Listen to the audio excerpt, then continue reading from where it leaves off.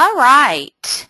Welcome, everyone, to the February session of the Smart Texas Virtual User Group. So I'm Heather Lamb. I am your facilitator for these sessions, and I'm really excited that you're joining us today. So it seems that our afternoons get crazier and crazier, and we still have a great group that joins us, and so love it. And then we have some great panelists today that are joining us. So I'm really excited because this show and share is kind of new to what we're doing. I always encourage sharing, but I thought we've just come back from, many of us have come back from our state conference, TCEA, and what better way than to show and share some of the cool bits of information, websites, cool tools, some things that you learned during this session, or during the conference. So I'm pretty excited to have 4, hopefully, great presenters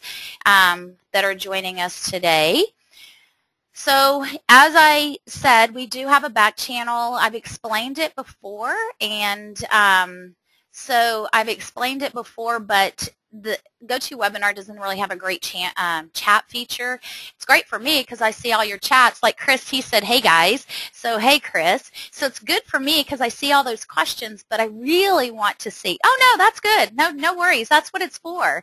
So to try to, my goal with this webinar is to really make it like a conversation. So I don't want to be, I've been part of webinars, and you know, they have the time and the place where it's very focused and stuff, but I really want this to be more of a conversation and more of like I'm standing at your district or at some conference with you and we're having this conversation. So I really want this to be that conversation, and that's one of my goals, is to how can we do this. And the back channel is one way. The back channel will stay up for a month, and trying to figure out the best platform for putting all this information. So I have been posting the webinar recordings on my YouTube channel, which I'll say that. So I'm going to, Rafranz, I see your links. I'll make you over. I'll move you over, so hang on. So anyway, I'm trying to figure out the best platform for this. So if you want to watch the webinars or share them with people, share my YouTube channel. Then people can watch them and see. But the back channel conversation will, I've got Mendy Hayes from Trinity Christian helping me today to kind of help facilitate that. So she's going to be helping while she's not presenting and sharing some of the cool things that are being talked about and things. So you can go back and look at that. All right, so let's keep going. So our theme is the show and share. So we're going to have, I've got some presenters that are going to share some really cool stuff. I'm pretty psyched about it. We have some good stuff happening. Now, not all of you I know are from Texas, and it's really great to extend that reach. So it's pretty generic stuff, so I'm excited that, you know, what we have to share, it's even going beyond Texas, so we've got a great audience that's joining us outside of Texas. So if you're on that back channel, if you haven't already done so, use that to introduce yourself. Who are you and where are you from? So if you haven't already done that, I haven't pulled it up to see, but if you haven't already done that, please do that, and then people know. If you're on Twitter, I started the Today's Meet, and I'm Heather Lamb 08, so if you want to sign in that way, or say I'm on Twitter this way, because I know we have some heavy hitters on Twitter. That's kind of a rhyme. And so this is our agenda. So who am I? And I've kind of introduced a little bit. The Today's Meet we talked about. I'm just going to remind you some stuff. Hey, Emily, how are you? I'm glad you're joining us. Hey, Paul Wood. So some people are posting things in the chat box, which sometimes that's cool too. So Paul Wood is from Bishop Dunn in Dallas, and Emily, I don't know where you're from, but you can put that in there. Oh, So she's from Houston. So cool, cool, cool. So we've got a lot of people around. Today, I'm just going to remind you about the Smart Notebook app for the iPad because a new update came out. And then we've got our show and share session. So I had some people that volunteered, and I tell people that sometimes people don't want to volunteer. So I have kind of some voluntold. So I have Rafranz Davis from Grand Prairie. I have Mendy Hayes, who's actually kind of helping with the back channel. I have Jeff Samuelson from Birdville, and I have Todd Nesloney from Waller ISD, and he kind of got voluntold maybe or encouraged by Rafranz, so I love that. Just wanted to remind you about my website, and then I'm holding off because we kind of had to we had to change the date, partly because I have a big meeting that I have to go to next week. So I want to get Jeff Peterson to do the widgets and more, because if you've not been part of our webinars in the past few months, I mean, Jeff Peterson, he's like, I hope this isn't derogatory to him. He's not on today. We had to change the date, and he had a conflict. But he's like uber geeko. I mean, he knows so much stuff, and if he doesn't know, he's going to figure it out. So he figured out that Voki widget, that you could do all kinds of stuff with that Voki widget, and it now became an embed widget, which I'm sure that some developers kind of tapped into what he did. So love pushing the limits of technology. Sometimes it gets me into trouble, but I push them, and I hope you do too. So the March session, I'm hoping, I sent Jeff an email, so I don't have a date, but I want to do widgets and more, and it'll be Learning with Jeff and Heather. So stay tuned for that. All right, so I'm the education consultant in Texas and now Louisiana as well, so that's where I'm off to tomorrow. And so we're on Pinterest, and I've started going back and finding some things on Pinterest and, adding some more the Pinterest pages. So if you are on Pinterest, you might check that out. We do have a Facebook fan page that we post things to. You don't have to be on Facebook to see what we're posting. If you have a link, it's going to ask you to log in, but you could just copy and paste the link. So you could follow us and like us on there. I have two excellent colleagues that join me, Sandy Hill and Luis Morales. So we kind of say I'm the curriculum implementation kind of specialist. What are you doing? What's working? What's not working?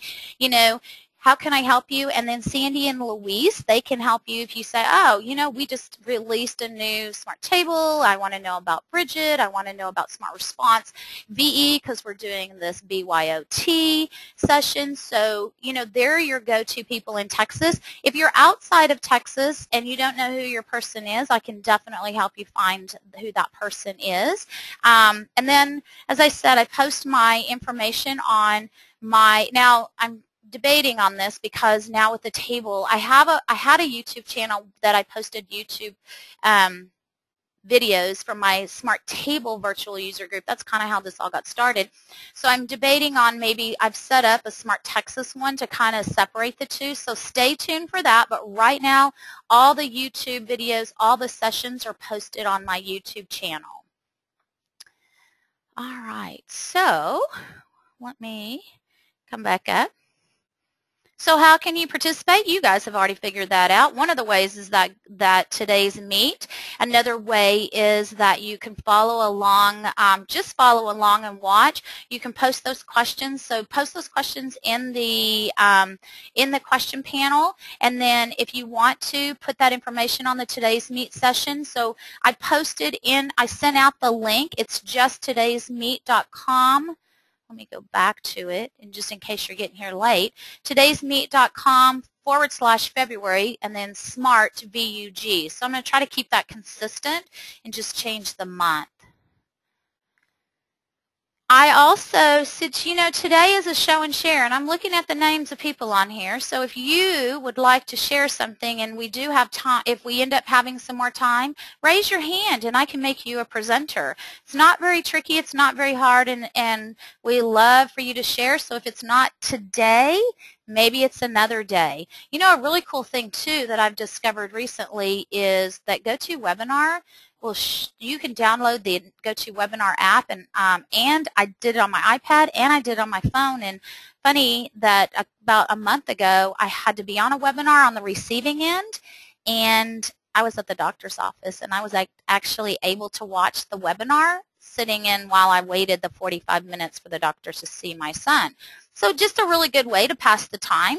So pretty neat on that. I liked that. So the session is being recorded, and that if you have teachers that say, God, I wish I could join, but that's not a good time for me, or I'm going somewhere, I have a faculty meeting or whatever, encourage people to register, because the system actually sends you a follow-up email, and I attach the link to the recording. That link stays live for a couple of weeks, and it starts filling up the box. So that's when I move it over to YouTube, so it doesn't fill up my capacity of the box that GoToWebinar provides me. So pretty easy cheesy.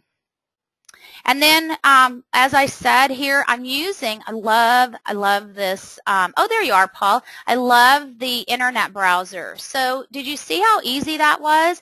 Oh, look, Illinois. Oh, Vanita from Frisco. So she just retired from Louisville ISD. So awesome for her. Oh yeah, Jeff, a good label. So Mendy Hayes, Amanda from Chile, South Dakota. Oh, we have Pookie from California. There's my Twitter. There we have Todd. Todd's going to be on today. San Angelo. There you go. Look at all that. So we're good. Look at all those people. So Todd's already talking about what he's going to be doing. So love it, love it. So just, you know, I was talking while y'all were chatting. So love that happening. So just a reminder that on the Smart Exchange, I've gotten a couple of emails about this. On the Smart Exchange, don't forget that there is good content, but Smart has started to have publishers that are starting to add, we have a store out there. So if you see something that's good, you can click on it if you want it for multiple teachers, and there's some volume pricing, but I just wanted to do a quick, you know, kind of reminder about that basically. So I pulled up the Smart Exchange. Let me see if I have that. Yeah.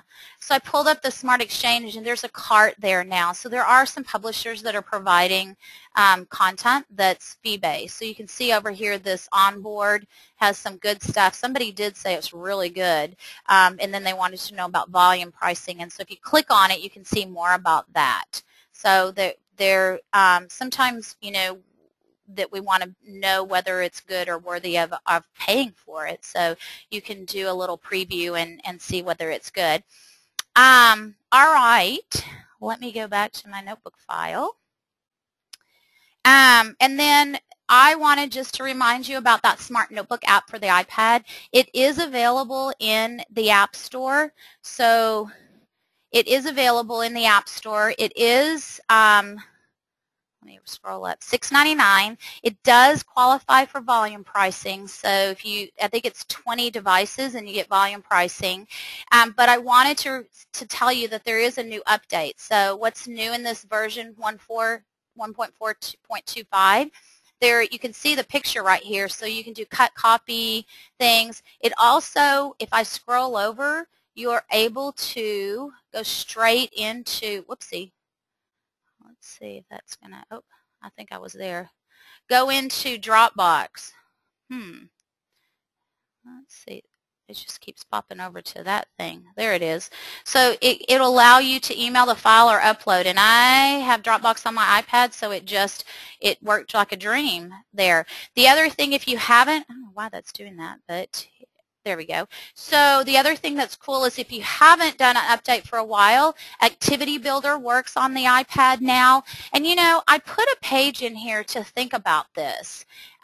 Think about why the iPad. So it doesn't replace what you're doing. So a lot of people want it to be your creation device for your Smart Notebook files, and that's not the intent. The intent is, you know, it's part of the learning. You present on the smartboard, and then it's a seamless back and forth sharing. But think about the things that sometimes, I know the iPad, and that's right now all the app that we don't have anything else. We have, so I'm focusing on the iPad. But sometimes, you know, that iPad, you know, is for that, sometimes that singular you know, that one-to-one relationship that you have, that one kid that's doing stuff. And so sometimes we have a classroom that may not be fortunate enough to have every kid with an iPad. Maybe you have 4 iPads. Think about the process versus the product. Think about the conversations. If you put a lesson and you say, we're working on perpendicular lines, and I want you to go and I want you to do kind of a scavenger hunt. You know, think about that process of determining what are perpendicular lines versus the actual getting to the product. You know, all that good stuff, those good conversations, those good deeper level, oh, that doesn't work, this works, why does it work? You know, that's what we want more than just a multiple choice answer. And then what is collaboration versus cooperation? You know, I can have devices sitting side by side and we talk about it, but we're truly not collaborating. We're really cooperating, not collaborating. So that's why I like this, is because it allows me to do some things that as a teacher I don't have to go in and I don't have to recreate to put it on the iPad. It just seamlessly opens, and then the kid can send it back and it opens a notebook. So you might check that out. I love it. I've used it for a lot of different kind of cool things. And then, you know, using whether you have the dongle or an app, Reflections or something like that, to then share and show, or the teacher just shows the things up there. So something to think about. With that, I am going to, I don't have pictures, but I'm hoping they have pictures. So our teacher feature this week and this month is I have Rafranz from Grand Prairie, Mendy from Trinity Christian, Jeff from Birdville, and Todd from Waller. So I'm going to go ahead and I'm going to make Rafranz a presenter.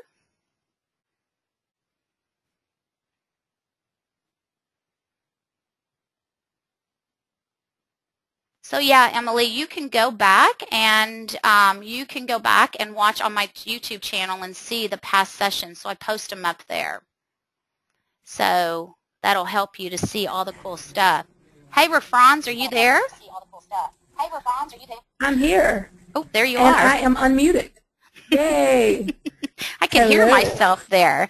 All right.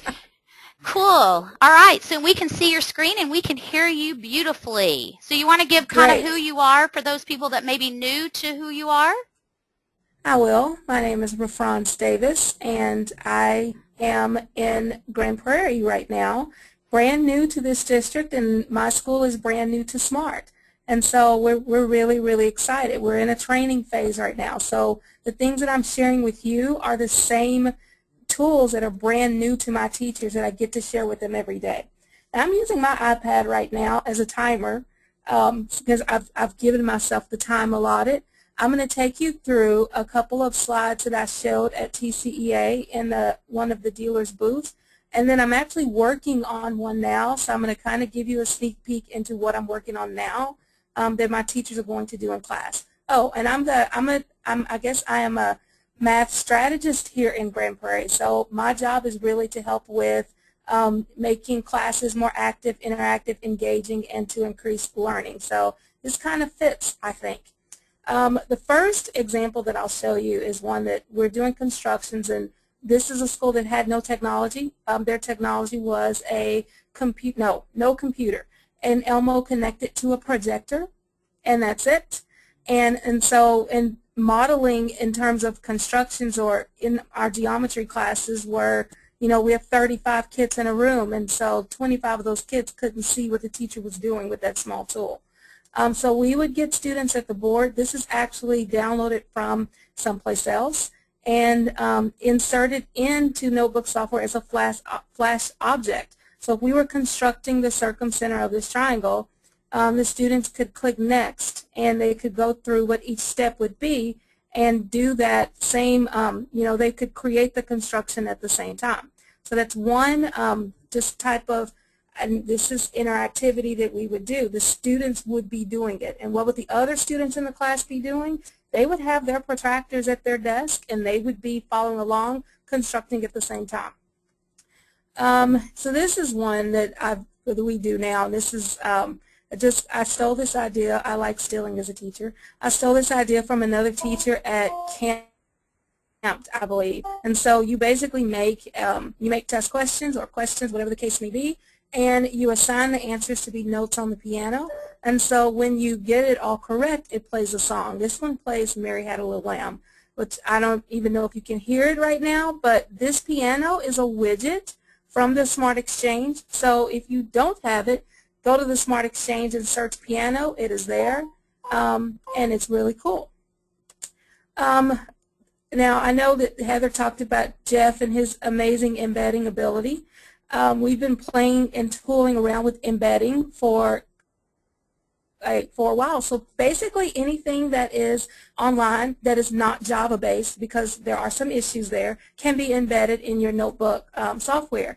There are now 2 embedding widgets. One of them is the Voki and the other one is the embed widget. I'll be honest with you, I'm not a fan of the embed widget because it doesn't work that well. The Voki widget worked a lot better for me in that case. So this is one where the students would either be at the board or they might be at their own notebook software doing a web activity. I know back in the day we used to call them web quests, maybe some research where I would have some certain links that I wanted them to use, or and they would go through their notebook software to do it, and these are all active links. So I like doing this because this is a cool way to link things without the smart linking. Another quick share is VoiceThread, and this is one that another teacher was using, and I found it and I liked it. So basically you can go through here. Of course you can play it just as if you were, or whatever the actions are, just as if you were, on your regular computer, but you're in your notebook software without having to get out, and that's pretty cool.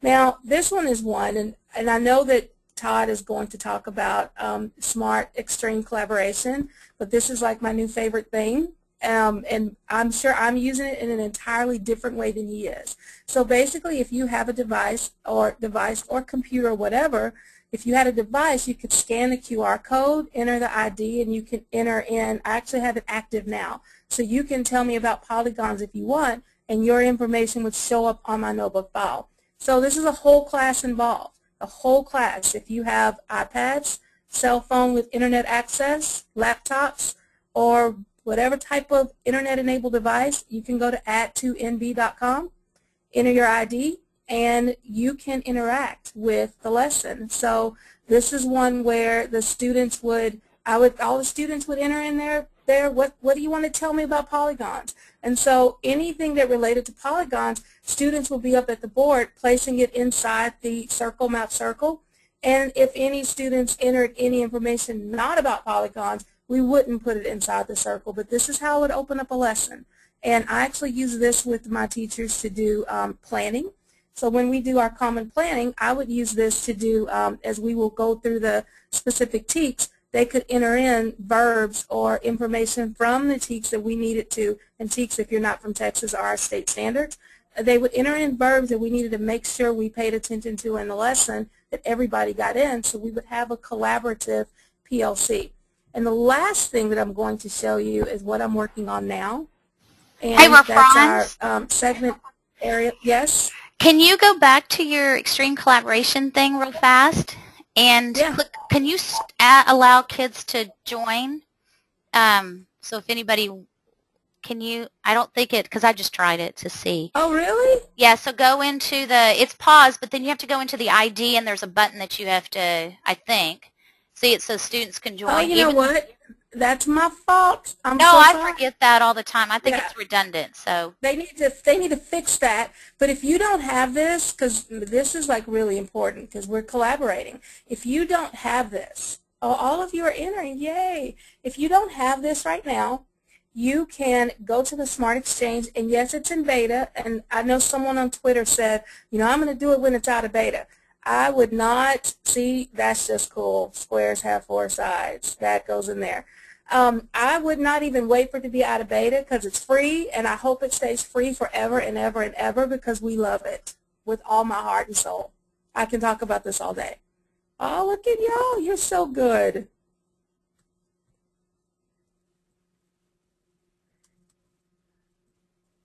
Yay. So that worked out. Yeah, that worked out. Whoopsie, sorry. And look, I can edit that. You can all leave the webinar now and run and download it. Or don't leave the webinar, but go download it because Yeah, it's but great. don't leave the webinar yet. It's in this Smart Exchange. So what I would probably recommend, Rafranz, is that when you go to your next page, because what will happen is if you go to the next page, the answers that they choose will populate onto that page. So that's a reason to have that little, to stop allowing kids to enter. Yeah, So so if I wanted to go here, all right, we're done taking information.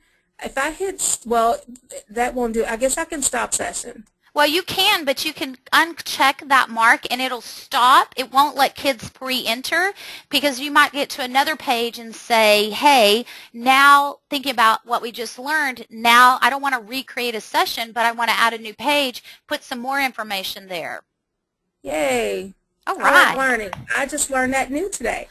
So I've only been using it for this part, and I haven't even tapped into the show me who gave these answers yet, because you can, like right now it's on anonymous, so anybody can enter information, but I've actually entered class list. So in a class, I can have it do anonymous or not anonymous. I tend to like anonymous because kids will answer more if you don't know. However, I do make it very clear to them because we do a trial run and I show them that I can tell who said what. So don't think you can put something here and then it would be okay for you to put it and I wouldn't know. Without going into detail, I do teach high school and it gets interesting. I kind of ran over a little bit, so I'm going to stop and just go to my last slide here, and the rest maybe I'll tweet it out tonight if you join us on Twitter. So here is my Twitter. Follow me. Tonight we will have our very first ever Smarty Chat between myself. A few of our smart exemplary educators are going to join the party, and we're going to talk about interactivity and collaboration and what added value means. And I'm moderating tonight. John Main, who was supposed to be here at MEN, he's not moderating because he just had a baby, but we will miss him greatly. But we're going to have fun talking about what we can do in our classrooms to make them active. And that is the end of my spiel. All right. Awesome, awesome. Okay, so looking at the time, if you have some postings, you can put them out on today's meet. I am going to flip us over to Mendy and let her share a few little things. So let me make Mendy a presenter. Mendy, there you are. Awesome. Yay. And we can hear you, so you're all good to go. And we can see your screen.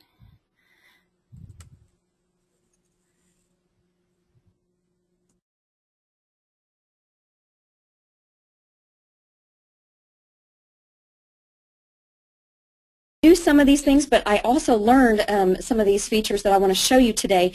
And what I did, I'm the Integration Technology Specialist at Trinity Christian Academy, and we just ended up, when we came back from TCEA, we have a time on Friday where we do some staff development, and we shared this with our teachers, and it amazed me just how many teachers that didn't know about this. So I felt like this was a share-worthy today, so I'm going to kind of jump back and forth between my notebook file and I'm going to use Chrome for the browser. So I'm going to show you a few things about Google search. So, and I'm going to just present in this feature right here.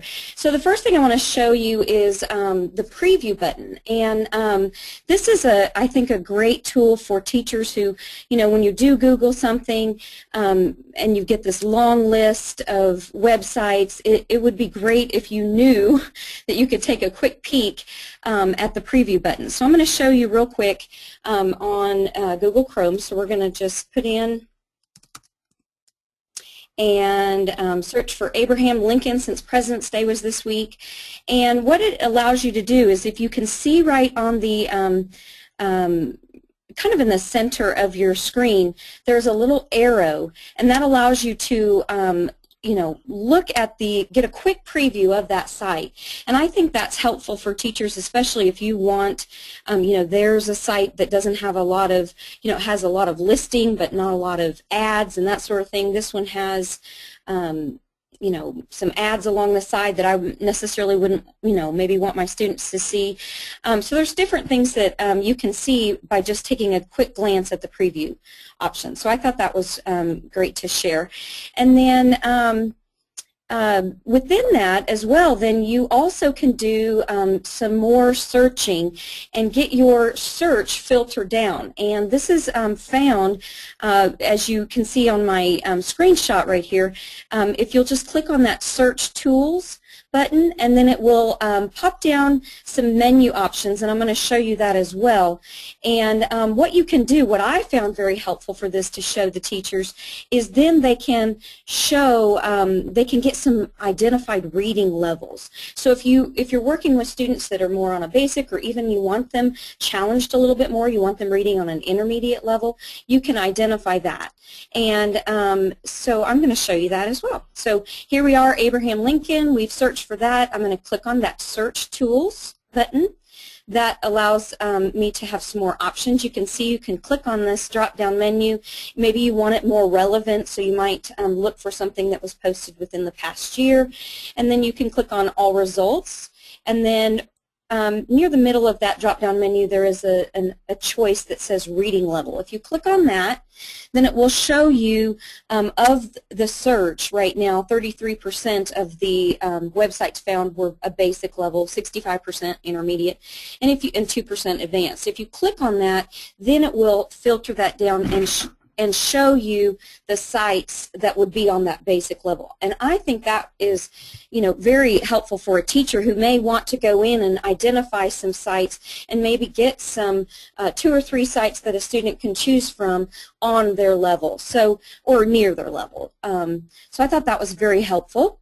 And then you can also, I'm going to just stay on track here and go back to my notebook page. You can also, now this may be more on a personal level, but since we're all teachers and we're in education, find it very busy, we may need to do a quick search for a recipe, and it can identify what ingredients you have and then pull up what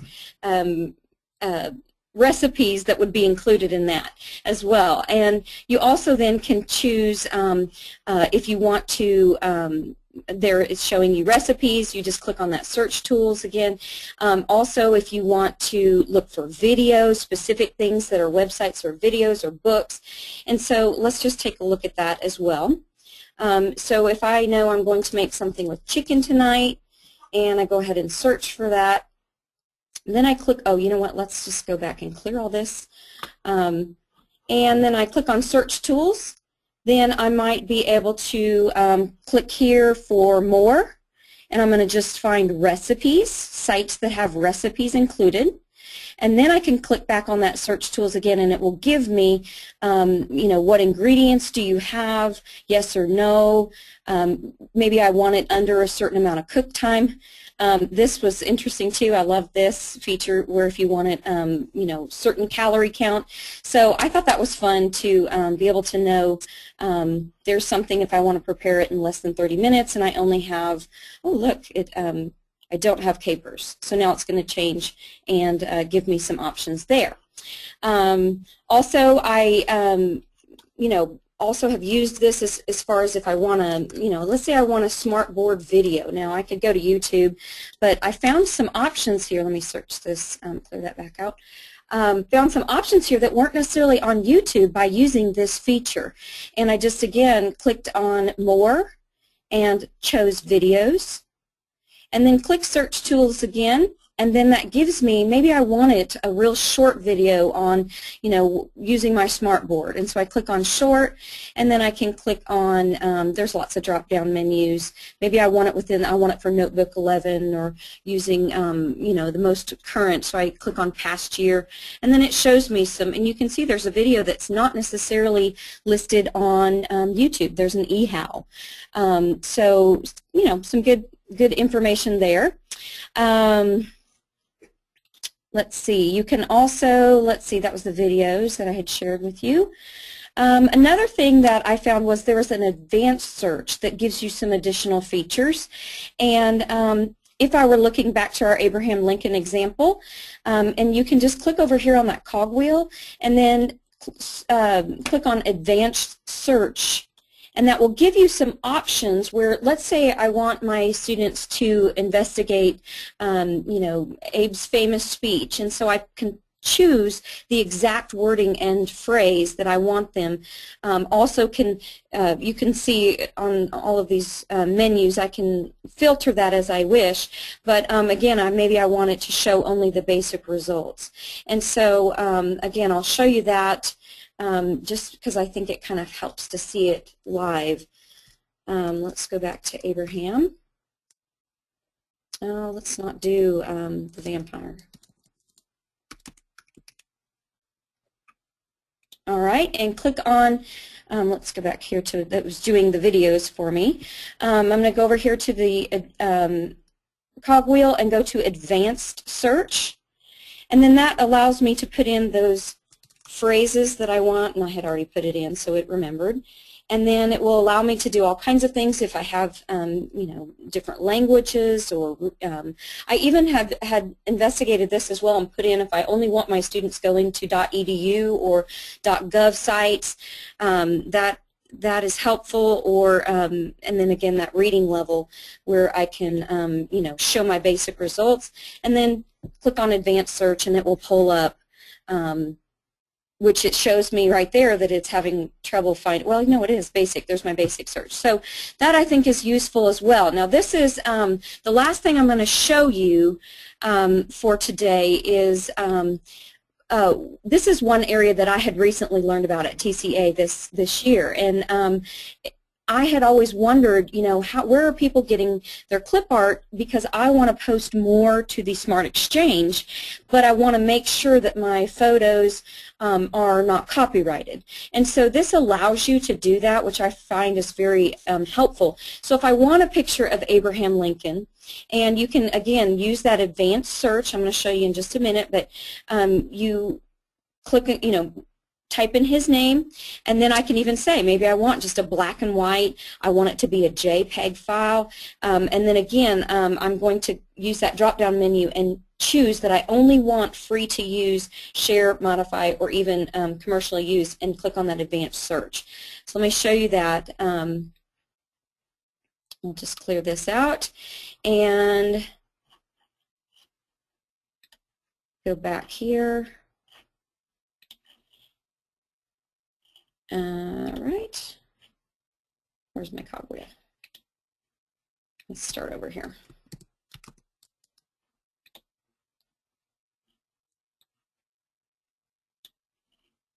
I must have some, oh, there we go. Clear. I need to clear that search out. So anyway, I think you get the idea. If we go here and we search for images, then I can click on this cogwheel over here, go to Advanced Search.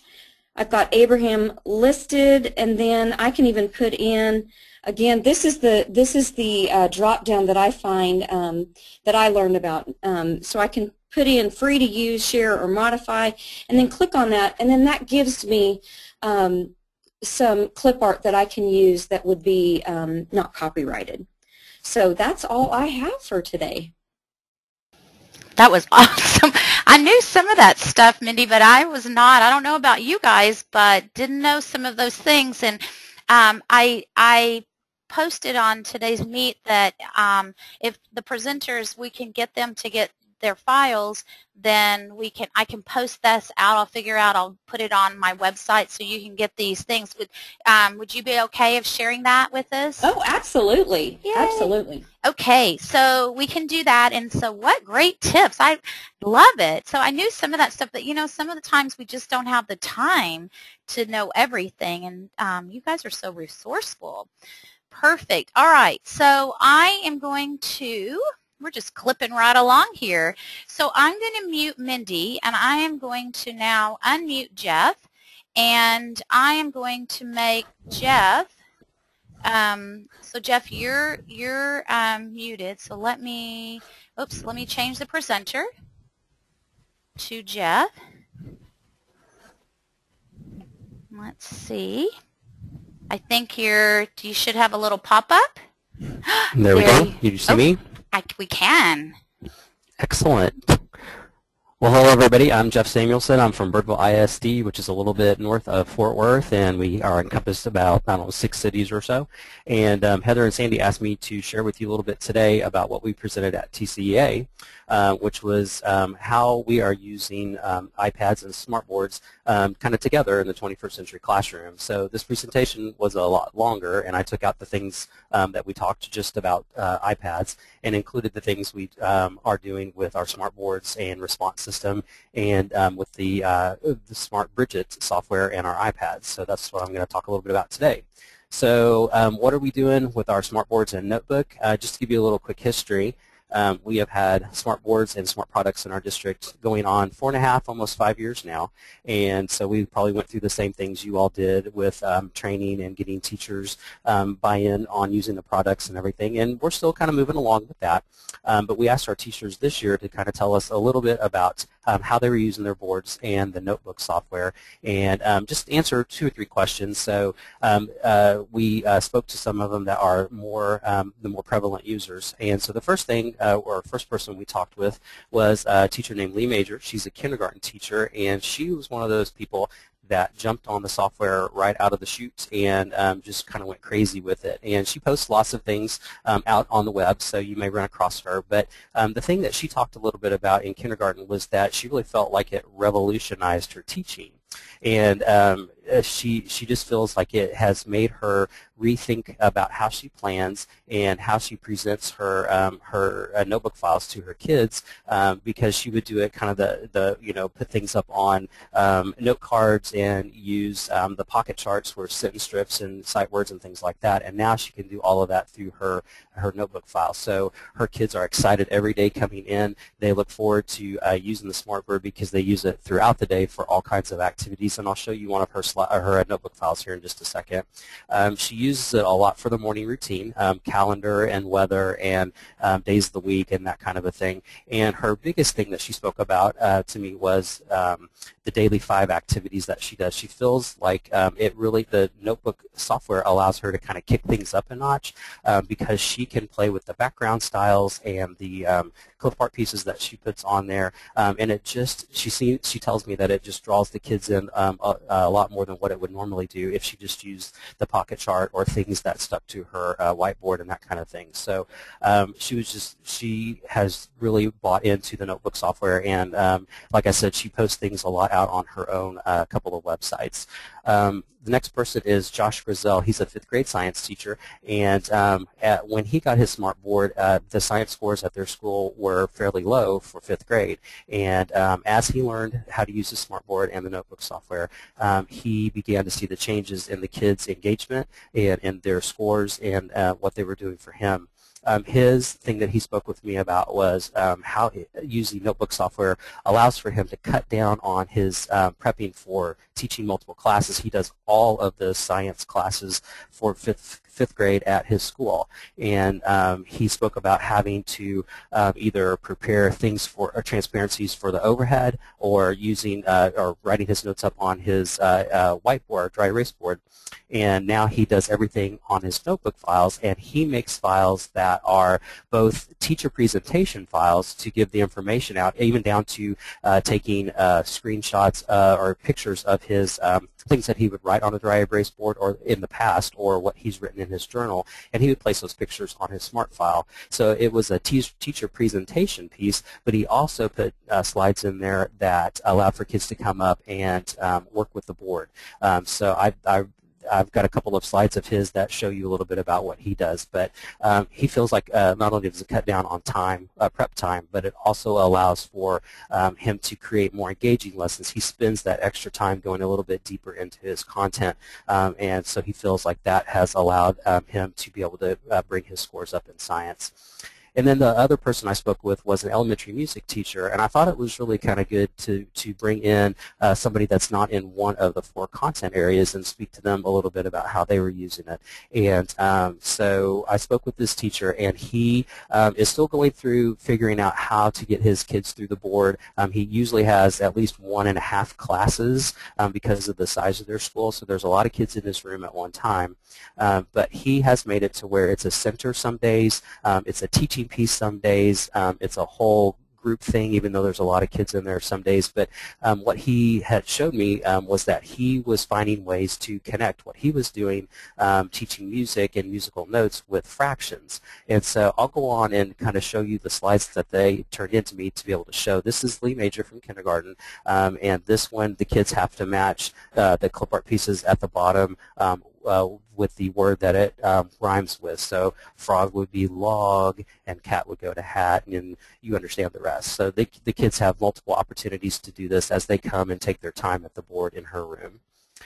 This one and the next slide are from Josh Grizel, and he this one is about mixtures, and so the kids would put in the things that they wanted in their salad and make it exactly the way they wanted it, and then they would drag the box down, and they would, he had the question about, what if you didn't like mushrooms in your salad, could you get it back out? And of course you can drag it back out because it's a mixture. So the next slide gives some information about mixture, and he would have gone through this with him prior to that.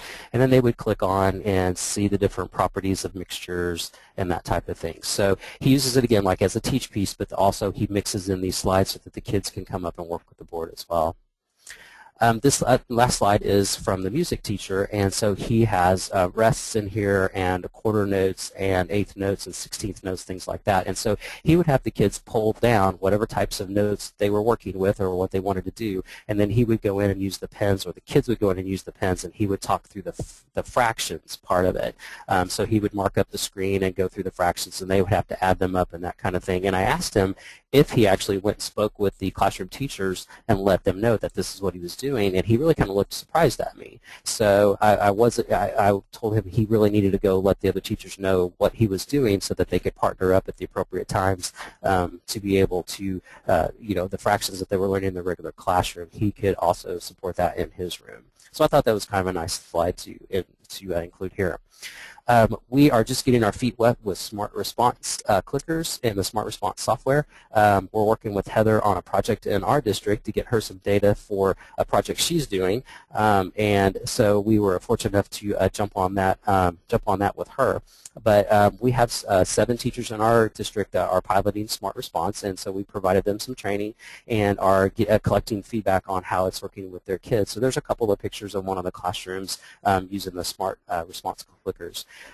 We have one teacher in 3rd grade named Jacqueline that I went and spoke with her on how it was going with her and response, and she really saw how the response systems replaces a lot of the paper pencil type evaluations, and we all probably know that kids will answer and react one way when they do paper pencil things, but sometimes they will react a different way, and hopefully better when they can input their information and know that somebody else is not looking around and that kind of a thing. So she is finding that same kind of a thing going on. The response system allows for immediate feedback for students, both what they see on the screen and what they can see on the clickers, depending on what model that they have.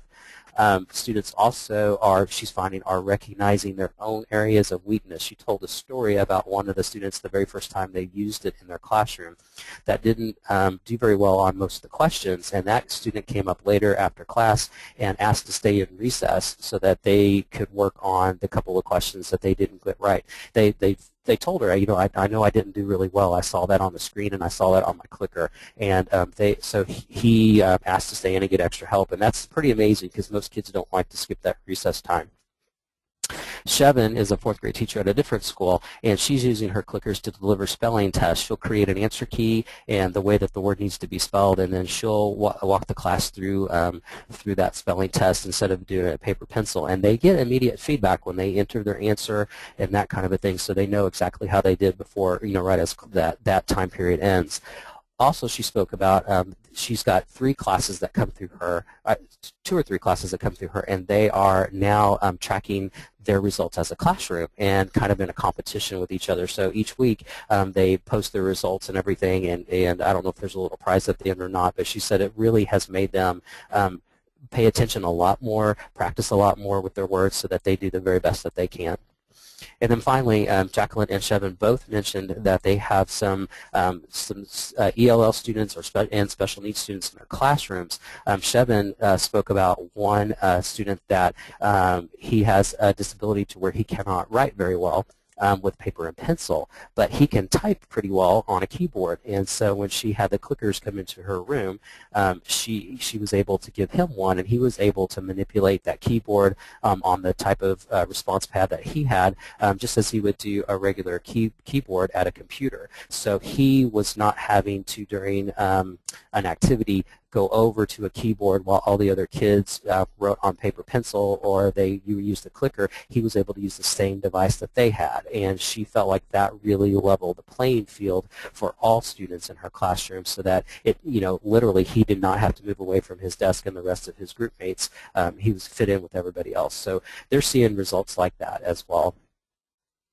And then Bridget and iPads. The Smart Bridget software Bridget is this conferencing software, and our district purchased the software and a 500 user license this year. And so there is an iPad app that is available for Bridget, and you would load the app, and the app is free. You would load that onto the iPad, and then connect to your Bridget server. And what the Bridget software does is allow the teacher to create a session in Bridget and to be able to then push her desktop image out to all the iPads in the class at one time.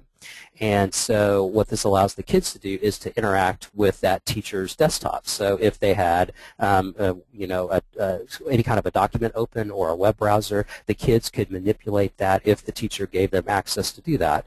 But one of the best things about it is that they can put up their notebook software and allow the kids to interact with the slides as they go through. So they have figured out that they can have their Bridget session each day. They can let the kids see what's going on the screen, and of course they have it projected in their classroom on their board, but they also have a few students who might not be able to see from that far back in the room, and so the iPad allows you to zoom in and move things around without messing up the teacher's desktop or what's going up on the projected image. So that has really worked out well for them. One student in one of the classrooms is a visually impaired student and needed a special device to where it could magnify Word documents or whatever was on the teacher's desktop. And the device they were using, if that student would actually zoom into it or move things around, it would change the image being projected in the classroom up on the smartboard. And so we switched her over to Bridget, and that allows for kids to individually zoom in on things, but it doesn't alter the image that's being shown to the entire classroom. So that really worked out well for that student, and so he uses the iPad now all day long in a Bridget session rather than having to go to this other device that he was using before. She right now is using Bridget to deliver her math content and math lessons, and you kind of see that in the picture there a little bit. The students using Response to go through a math lesson in the notebook software, and also the software, because you're seeing what's going on your projected image, she can monitor what's going on everybody's iPad all at the same time. So if kids are responding to things, making marks in particular areas on her slide, she can see everything that's going on, but the kids can actually just zoom in and work in one quadrant, that kind of a thing. So that has worked to her advantage, and they're very excited about that. And she's telling other teachers around the district, so I've got a lot of business running around working with other teachers now, showing them how to use Bridget software. This slide and the next one are a couple of slides that she's created for the students to use. She would obviously project this up onto the iPad, and she would tell groups of students which area to zoom into. and then they would work out whatever they needed to for this problem. Once they were all done, then she would have somebody tap on their iPad and move the answer or move the problem out of the way to see if they got the answer right. So this would allow her to see what everybody's doing at one time. She could make adjustments if she needs to as they are going through the slide before she gives the answer. And then she can reteach if she needs to, or look at the way that they worked out the problem and make adjustments in the student with the student learning and at that point. And this is just another one of those slides. So that's kind of it. So that's what we're doing in Verbal, and this this link is up here. I will have this presentation as well as our full one listed on our page. I'll also send it to Heather, and so that she can post it where she needs to, and that's my contact information.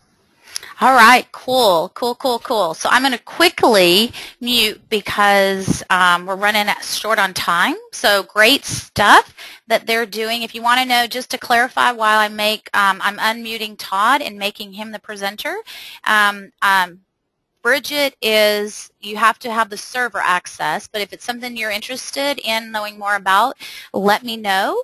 So let me quickly make Todd the presenter. Todd, are you there? Yes, I'm here. Okay. So don't feel like you have to talk fast, but talk fast. Well, see, that's the issue I usually have, is talking fast. So we'll see if I can slow it down a little bit from my normal presentation mode. Okay. But my name is Todd Nesloney. My Twitter handle's here. It's TechNinjaTodd.